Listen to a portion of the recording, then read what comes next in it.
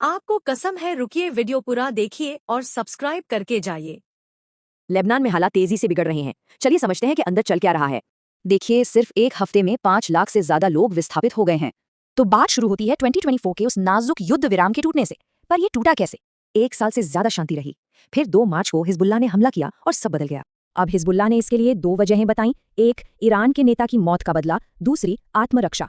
लेकिन इस लड़ाई की असली जड़ लेबनान के बाहर नहीं बल्कि अंदर ही है। सरकार ने एक बड़ा कदम उठाते हुए हिजबुल्लाह की सभी सैन्य गतिविधियों पर बैन लगा दिया।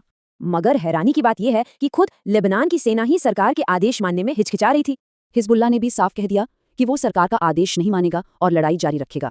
इसके बाद इजराइल ने भी जोरदार जवाबी कार्रवाई की। सिर्फ 6 मार्च तक इजरायली सेना ने हिजबुल्लाह के 50 से ज्यादा ठिकानों को निशाना बनाया।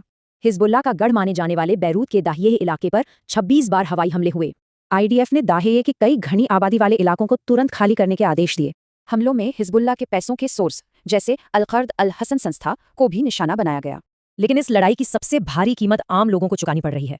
पहले ही हफ्ते में 394 लोग मारे गए और 1300 से ज्यादा घायल हुए। ये लड़ाई ऐसे समय में शुरू हुई जब लेबनान पहले ही बड़े आर्थिक संकट से गुजर रहा था। इसकी वजह से मुश्किलें और बढ़ गईं और देश की 1/3 से ज्यादा आबादी बेरोजगार हो गई।